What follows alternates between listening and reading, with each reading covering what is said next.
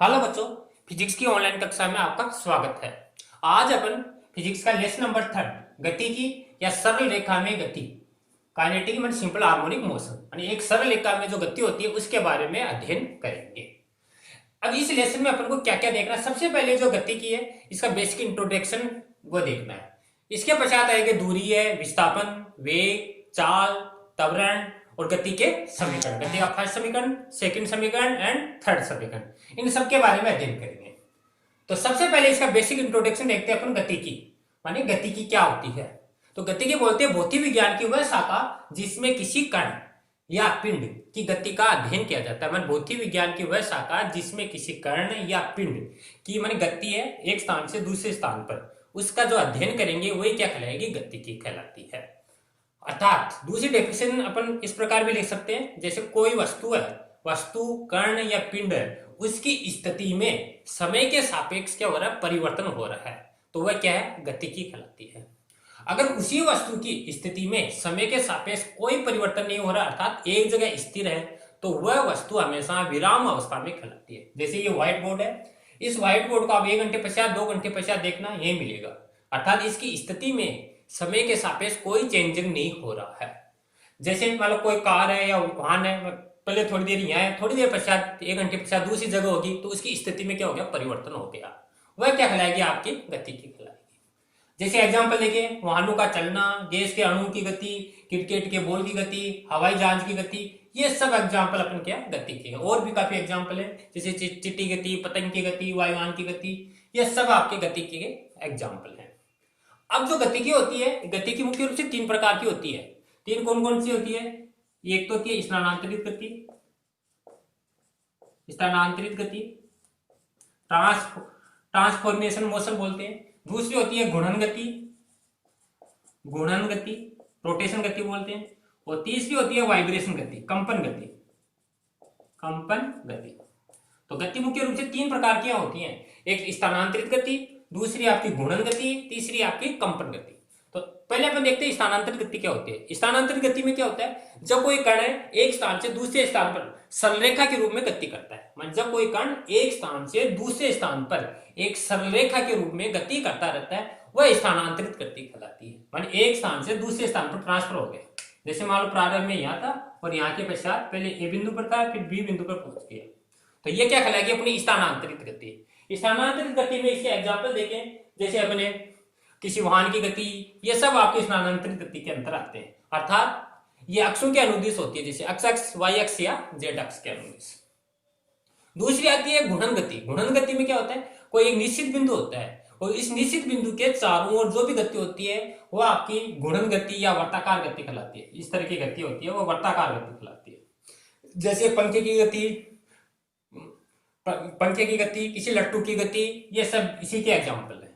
तीसरी है कंपन गति, इसको अपन वाइब्रेशन गति भी बोलते हैं। कंपन गति क्या होती है, जब कोई कण है, किसी कोई वस्तु है, किसी वस्तु के माध्यम के जो कण होते हैं वो एक निश्चित बिंदु के इर्द गिर्द कंपन करते रहते हैं। जैसे ये मान लो इसकी साम्यावस्था है, इस साम्यावस्था के इर्द गिर्द कंपन करते रहते हैं, वो आपकी कंपन गति या वाइब्रेशन गति कहलाती है। जैसे घड़ी के पेंडुलम की गति, सरल लोलक की गति, ये सभी एग्जाम्पल इसी के आते हैं।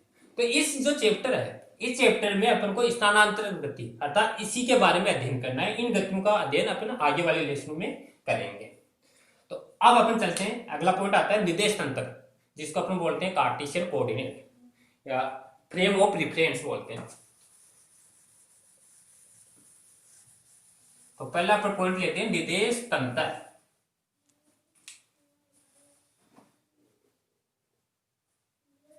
तो इसको बोलते हैं निर्देश तंत्र। तो देखो निर्देश तंत्र किसे कहते हैं, निर्देश तंत्र बोलते हैं मन वह निकाय जिसके सापेक्ष किसी कण या पिंड की स्थिति या गति की अवस्था में क्या होता है, परिवर्तन होता है।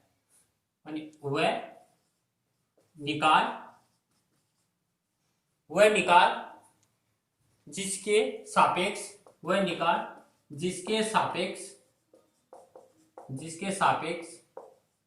किसी पिंड या कण की स्थिति या गति की अवस्था को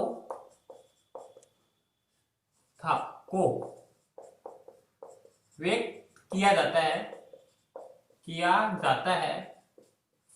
निर्देश तंत्र कहलाता है। निर्देश तंत्र कहलाता है।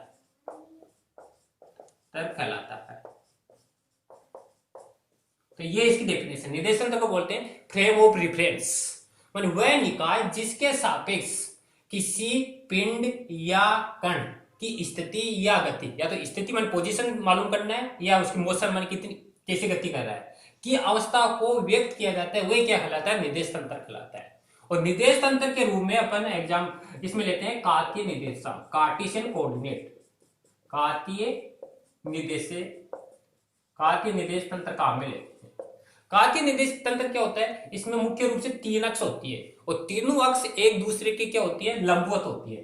अब 3 अक्ष कौन सी होती है? देखो, ये कहलाती है आपके एक्स अक्ष, ये कहलाती है वाई अक्ष, और ये कहलाती है जेड अक्ष। इसको जेड अक्ष बोलते हैं, इसको एक्स अक्ष बोलते हैं, और इसको वाई अक्ष। ये 3 अक्ष होती है, और तीनों अक्ष एक दूसरे के क्या होती है? लंबवत होती है। और ये जो पॉइंट होता है बीच में, इसको बोलते हैं सेंटर पॉइंट या मूल बिंदु।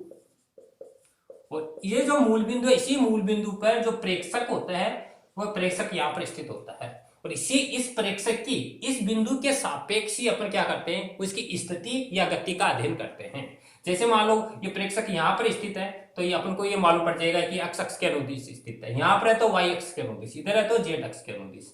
अगर इधर गति कर रहा है तो एक्स अक्ष के अनुदिश गतिशील है, इधर वाई अक्ष के अनुदिश और इधर जेड अक्ष के अनुदिश। और इधर जो इसका रोटेशन होता है, ये एक आपका वामावर्त होता है और एक होता है दक्षिणावर्त होता है, माने क्लॉकवाइज, ये घड़ी की दिशा में होगा, और इधर विपरीत होगा तो आपका एंटी क्लॉकवाइज होगा। तो ये निर्देश तंत्र कहलाता है। निर्देश तंत्र में मुख्य रूप से 3 अक्ष काम लेते हैं, एक्स अक्ष, वाई अक्ष और जेड अक्ष। और इन्हीं अक्षों के सापेक्ष कोई भी प्रेक्षक है या कोई भी कण है या कोई भी पिंड है, उसकी गति का अध्ययन करेंगे। गति का और उसकी स्थिति का अध्ययन किया जाता है। अब इसके पश्चात अपना मेन टॉपिक स्टार्ट करते हैं, माने गति के प्रकार। तो गति है मुख्य रूप से 3 प्रकार की होती है। गति की अपने जो लेसन चल रहा है, गतिकी के प्रकार।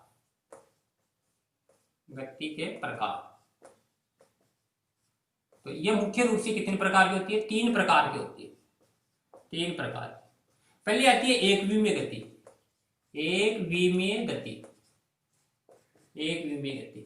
इसको अंग्रेजी में बोलते हैं 1 डायमेंशनल मोशन। एक विमीय गति किसे कहते हैं? जब कोई कण है या पिंड है किसी एक अक्ष के अनुदिश या किसी एक सरल रेखा के अनुदिश गति करता है, तो वह गति क्या कहलाती है? एक विमीय गति। शॉर्ट में लिख देते हैं, माने किसी कण या पिंड की गति, किसी कण या पिंड की गति एक सरल रेखा के अनुदिश होती है, तो वह गति एक विमीय गति कहलाती है। तो ये इसकी डेफिनेशन है, ये याद रखना। माने किसी कण या पिंड की गति एक सरल रेखा के अनुदिश होती है, तो उसी गति को अपन क्या बोलते हैं? एक विमीय गति, 1 डायमेंशनल मोशन। या फिर अपन उसमें देखिए अपने कार्तीय निर्देशांक में, या तो एक्स अक्ष के अनुदिश गति होगी, या वाई अक्ष के अनुदिश गति होगी, या जेड अक्ष के अनुदिश गति होगी। मान इस जो अपने 3 अक्ष होते हैं, उन तीनों अक्षों में केवल एक ही अक्ष काम में आएगी। जैसे एक्स अक्ष के अनुदिश है तो ये कांस्टेंट रहेगी। अब इसका एग्जांपल देखिए एक विमीय गति का। तो सीधी पटरी पर किसी रेल की गति, सीधी रेल पटरी पर रेल की गति, सीधी पटरी है, उस पर किसी रेल की गति है। ऊर्ध्वाधर किसी बॉल को ऊपर की ओर फेंके गए किसी बॉल की गति है, या ऊपर से नीचे की ओर फेंकी गई किसी बॉल की गति है। कोई सीधा पाइप है, उस सीधे पाइप में फेंके गए बॉल की गति है। ये आपकी क्या आएंगी? एक विमीय गति आएगी। दूसरी आती है अपनी द्विविमीय गति। इसको बोलते हैं 2 डायमेंशनल मोशन। द्विविमीय गति किसे कहते हैं? माने इसमें क्या होगी? इसमें जैसे नाम से स्पष्ट है, द्विविमीय अर्थात जिसमें 2 अक्ष काम में आती है और एक अक्ष क्या रहती है? कांस्टेंट रहती है, उसको द्विविमीय गति कहते हैं। या किसी तल में तल के वक्रीय पथ में जो गति होती है वो आपका द्विमीय गति कहलाती है। शॉर्ट में लिखे, मान किसी तल के वक्र पृष्ठ में गति, जो कोई भी तल है, किसी तल का मतलब जैसे एक्स वाई या वाई जेड या जेड एक्स, किसी तल के वक्र पृष्ठ में जो गति होती है वह द्विमीय गति कहलाती है। जैसे एग्जांपल लेके, टेढ़े मेढ़े पथ पर टेढ़े मेढ़े पथ पर चींटी की गति, टेढ़े मेढ़े पथ पर चींटी की गति, खेल के मैदान में खिलाड़ी की गति, खेल के मैदान में खिलाड़ी की गति,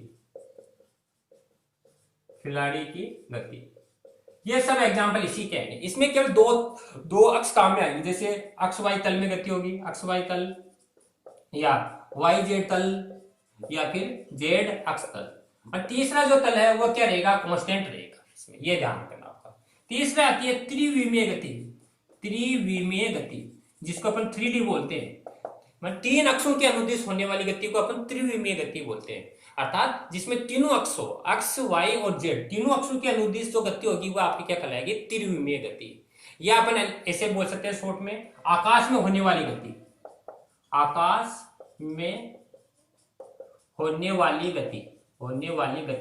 त्रिविमीय गति कहलाती है। इसमें तीनों अक्ष आएंगे, एक्स वाई और जेड, इन तीनों अक्षों के अनुदिश जो भी गति होगी आपकी त्रिविमीय गति कहलाएगी। एग्जाम्पल देखिए, जैसे वायुयान की गति देख लो, पतंग की गति, यानी जो भी स्पेस में होती है जिसमें तीनों अक्षें लागू होती है वो आपकी क्या आएंगी, त्रिविमीय गति। तो ये अपने गति के प्रकार पड़े, एकविमीय गति, द्विविमीय गति, त्रिविमीय गति। इसके पश्चात अपन जो मेन टॉपिक है उस पर चलते हैं। अगला आता है अपना डिस्टेंस, दूरी एंड विस्थापन। तो दूरी और विस्थापन के बारे में देखते हैं। तो अपना पहला टॉपिक लेते हैं दूरी।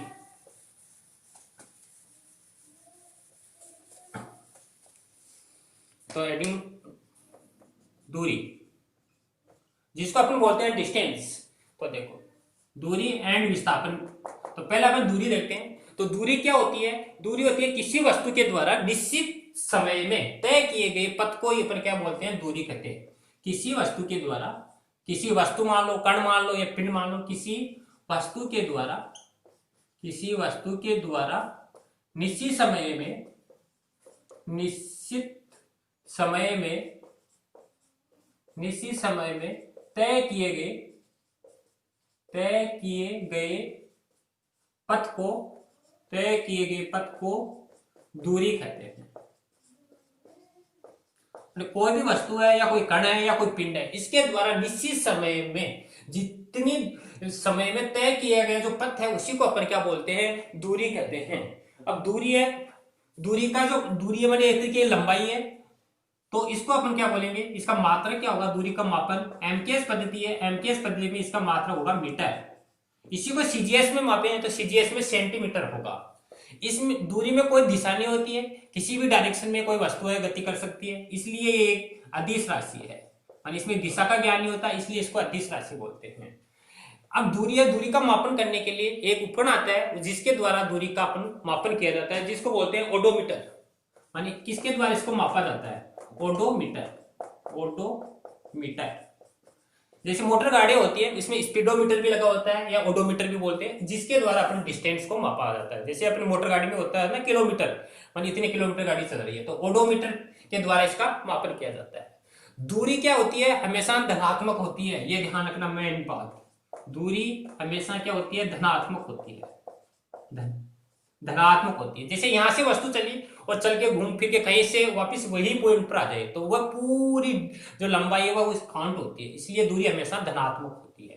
तो ये याद में, किसी वस्तु के द्वारा निश्चित समय में तय किए गए पथ को अपन क्या बोलते हैं, दूरी बोलते हैं। और मात्रक मीटर होता है, अदिश राशि होती है, इसको ओडोमीटर के द्वारा मापा जाता है और ये हमेशा धनात्मक होती है। जैसे मान लो कोई एक वस्तु है, यहाँ पर एग्जाम्पल के तौर पर देखिए, कोई वस्तु है यहाँ से पहले इधर गई 4 मीटर और फिर 4 मीटर मान पूर्व की तरफ गई, फिर 3 मीटर उत्तर की तरफ गई, 3 मीटर उत्तर की तरफ गई, तो अब कह रहा है इस वस्तु के द्वारा चली गई कुल दूरी ज्ञात करो। मतलब ए बिंदु से चली, फिर बी पर गई और फिर सी पर गई।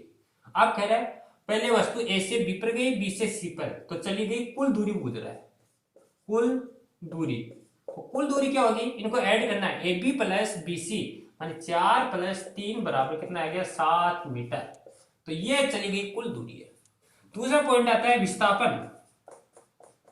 विस्थापन जिसको अपन बोलते हैं डिस्प्लेसमेंट। अब डिस्प्लेसमेंट क्या होता है, विस्थापन देखो, तो विस्थापन का होता है किसी वस्तु के द्वारा निश्चित दिशा में तय किए गए पथ को क्या बोलते हैं, विस्थापन। किसी वस्तु के द्वारा, किसी वस्तु के द्वारा निश्चित दिशा में, निश्चित दिशा में, निश्चित दिशा में तय किए गए पथ को, तय किए गए पथ को विस्थापन कहते हैं, विस्थापन कहते हैं। इसमें क्या होगा, कोई भी वस्तु है, उस वस्तु के द्वारा एक निश्चित डायरेक्शन होगी, उस निश्चित दिशा में क्या होगा, पथ है वो तय किया जाएगा, उसी को अपन क्या बोलते हैं, विस्थापन कहते हैं। इसमें तो किसी भी दिशा में अपन चल सकते थे, वह दूरी होती थी, लेकिन इसमें एक निश्चित डायरेक्शन होगी। और इसका जो मात्रक है, दूरी को भी अपन किस में मापते हैं, नहीं, विस्थापन को भी हमेशा किस में मापते हैं, मीटर में या सेंटीमीटर में। लेकिन इसमें पथ क्या है, निश्चित दिशा है, इसलिए ये राशि हमेशा कैसी होती है, एक सदिश राशि होती है, हमेशा ध्यान रखना। यानी इसमें निश्चित दिशा है, इसलिए एक सदिश राशि होती है। विस्थापन है, विस्थापन हमेशा ध्यान रखना, धनात्मक भी हो सकता है, धनात्मक भी, ऋणात्मक भी हो सकता है, ऋणात्मक भी हो सकता है, एवं शून्य भी हो सकता है। ये ध्यान रखना, इंपॉर्टेंट बात है, धनात्मक, ऋणात्मक और शून्य, मतलब तीनों चीज हो सकता है। और हमेशा याद रखना, एक नोट के रूप में ऐसे मान के चलो, याद रखना कि विस्थापन है, विस्थापन हमेशा दूरी से बराबर भी हो सकता है और दूरी से हमेशा क्या होगा, कम होगा। विस्थापन, विस्थापन लेस देन इक्वल टू दूरी, विस्थापन दूरी से हमेशा क्या होगा, या तो छोटा होगा या फिर क्या होगा, बराबर होगा। बड़ा कभी नहीं हो सकता है विस्थापन, बराबर हो सकता है, छोटा हो सकता है, ये पॉइंट याद रखना।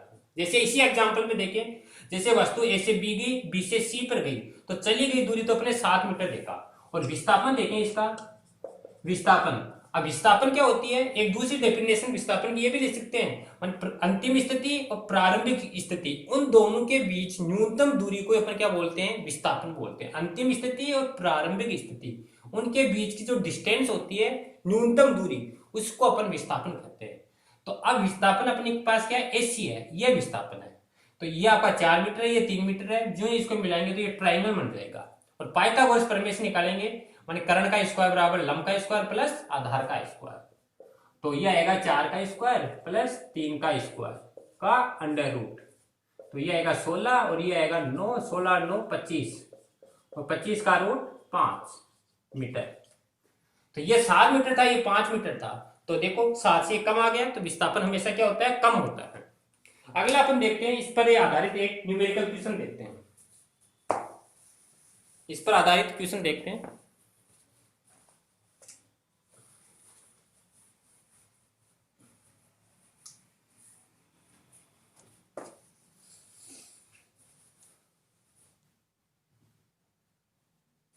चलो एग्जाम्पल नंबर 2 देखते हैं।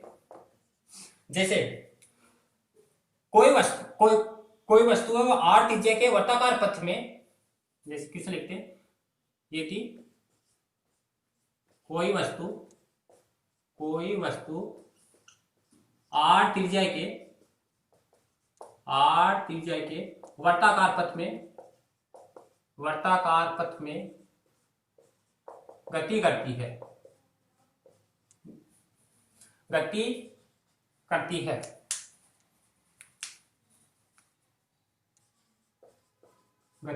है, तो दूरी व विस्थापन ज्ञात करो। दूरी और विस्थापन ज्ञात करना है। अब कब ज्ञात करना है, माने एक चक्कर में, दूसरा है अर्ध चक्कर में, तीसरा है 100 चक्रों में, ये कह रहा है अपन को। तो सॉल्यूशन करते हैं। फर्स्ट ये कह रहा है कोई वस्तु है, जैसे ये कोई वर्ताकार पथ है, बिंदु ए से स्टार्ट किया इसने और ए से बी और बी से वापस ए पर, ये इसका केंद्र बिंदु है और ये इसकी आर त्रिज्या है। माने कोई वस्तु का आर त्रिज्या के वर्ताकार पथ में क्या कर रही है, गति कर रही है। तो दूरी और विस्थापन पूछ रहा है। पहले कह रहा है कि ए पूर्ण चक्कर में, माने पहला कह रहा है एक पूर्ण चक्कर में, ए पूर्ण चक्कर में देखो, ए पूर्ण चक्कर में क्या होगा, यहां से चल के वस्तु वापस बिंदु ए पर आएगी, तो वापस ए तक आएगी, जिसकी परिधि होगी वर्ताकार पथ में। तो दूरी क्या हो जाएगी, इसकी परिधि क्या होती है 2 पाई आर। तो ये तो इसकी दूरी होगी। विस्थापन क्या होगा इसका, विस्थापन होता है प्रारंभिक स्थिति और अंतिम स्थिति के मध्य की न्यूनतम दूरी। वस्तु से यहां से चलना प्रारंभ किया और वापस बिंदु ए पर पहुंच जाएगी, तो जिस बिंदु से स्टार्ट किया वापस यही पहुंच गई, तो विस्थापन क्या हो गया इसका, शून्य होगा, पहली कंडीशन में। दूसरी है अर्ध चक्कर में, अर्ध चक्कर में, अर्ध चक्कर में क्या है, अर्ध चक्कर का मतलब जैसे यहां तक है, माने ए बिंदु है, ए से ये बी है, ए से बी, और ये इसका केंद्र है, ये आर टिक जाती है। अब कह रहे हैं अर्ध चक्र में दूरी देखो, अर्ध चक्र में दूरी कितनी होगी, यहां से इसकी परिधि होती है पूरे की 2 पाई आर, और अर्ध की क्या होगी, 2 से डिवाइड कर देंगे तो क्या आएगी पाई आर। विस्थापन क्या होगा, विस्थापन होगा जैसे आर दूरी है या आर दूरी है, तो टोटल कितनी होगी, आर प्लस आर बराबर कितनी हो गई 2r, ये इसका विस्थापन होगा। तीसरा है 100 पूर्ण चक्कर में, 100 पूर्ण चक्कर में, तो दूरी देखो, एक चक्कर में दूरी होती है 2 पाई आर, तो 100 में क्या होगी, 100 से मल्टीप्लाई कर देंगे, 100 मल्टीप्लाई 2 पाई आर, तो कितनी हो गई 200 पाई आर। अगर अपन देखें, अब कह रहा है 100 पूर्ण चक्कर में विस्थापन, अब विस्थापन चाहे 100 चाहे 1000 हो, यहां पर चाहे कितने चक्कर लगाओ, वापस बिंदु ए से स्टार्ट करके ए पर ही पहुंचते हैं, तो विस्थापन क्या होगा 0 होगा। तो इस तरह अपने एक एग्जांपल देखा है, मान दूरी और विस्थापन। तो दूरी पथ विस्थापन पथ पर डिपेंड नहीं कर रहा, अर्थात ये प्रारंभिक व अंतिम बिंदुओं की स्थिति पर डिपेंड कर रहा है, जबकि दूरी पथ पर निर्भर करती है। और एक इसका एग्जाम्पल देखिए अपन,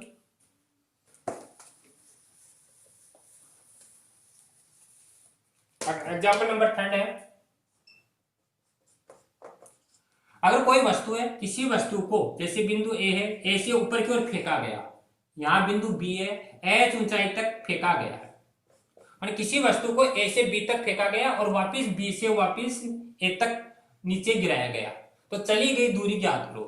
तो चली गई दूरी, तो दूरी देखो कितनी होगी, एच ऊंचाई तक ऊपर गया और एच ऊंचाई तक नीचे आया, तो चली गई दूरी कितनी होगी, एच प्लस एच बराबर 2h होगी। जबकि विस्थापन पूछे आपसे, तो विस्थापन क्या होगा, एच दूरी ऊपर की गई, ऊपर की ओर आपको हमेशा माइनस में लेते हैं और ऊपर से नीचे की आएगी तो प्लस में लेते हैं, तो कितनी होगी, एच प्लस माइनस एच बराबर कितना हो गया 0। तो विस्थापन तो क्या होगा 0 होगा, जबकि चली गई दूरी क्या होगी 2h होगी। तो ये एक और एग्जाम्पल अपने देखा। तो इस प्रकार अपन दूरी और विस्थापन आधारित और भी कई क्वेश्चन है वो अपन देख सकते हैं। तो आज बच्चों अपने गति की मानी कितनी टाइप की होती है, एकविमीय गति, द्विविमीय गति, त्रिविमीय गति, उनके बारे में अध्ययन किया। उसके पश्चात दूरी एंड विस्थापन उसके बारे में अध्ययन किया और उससे संबंधित जो क्वेश्चन है उसका अपन ने सॉल्यूशन किया। थैंक यू बच्चों।